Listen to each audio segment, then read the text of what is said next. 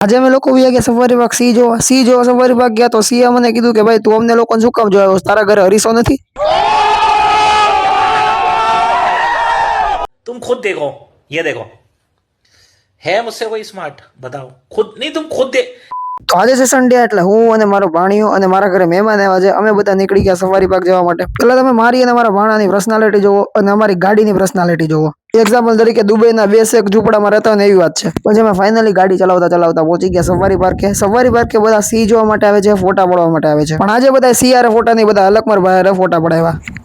क्या बात कर रहे हैं? સફારી પાર્કમાં એક સિંહ છે જે બે પગે ઉભેલો છે. એનું કારણ એ છે કે આ સિંહને મેં એકવાર બહુ માર્યો હતો એટલે એના બે પગ હાલતા બંધ થઈ ગયા હતા, એટલે ત્યાર સુધી બે પગ ઉપર ઉભો છે.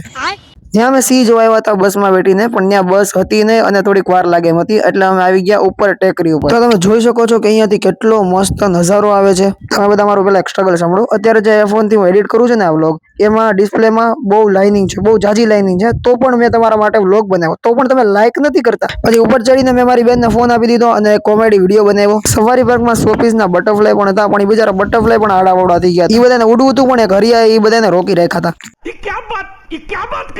કાશી તમે જોઈ શકો છો કેટલી કલાકારીથી બનાવેલો છે. તો અહીંયા એક સિંહ અને એક સિંહણ બેઠેલી છે. સિંહણને રેસ નાખવી હતી પણ સિંહે એને કીધું ચકલા કોઈ દી બાજ ન બને યાર. પછી મારા ભાણિયાએ એનું એડવેન્ચર ચાલુ કરી દીધું. પછી સફારી પાર્કમાં અલકમર ભાઈ આવ્યા હતા એટલે જણ વધી ગયા હતા, કેમ કે બધાને અલકમર ભાઈ સેલ્ફી પડાવી હતી. એટલે પછી સફારી પાર્ક બંધ થઈ ગયું અને પછી અમે નીકળી ગયા સફારી પાર્ક થી ડેમે જવા માટે.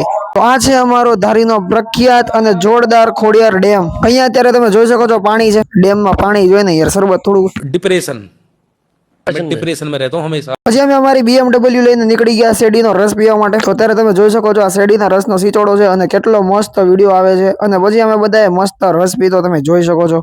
આજનો વ્લોગ ભૂલ્યા વગર લાઈક કરીને જાજો અને ફોલો કરવાનું ન ભૂલતા. Bye bye.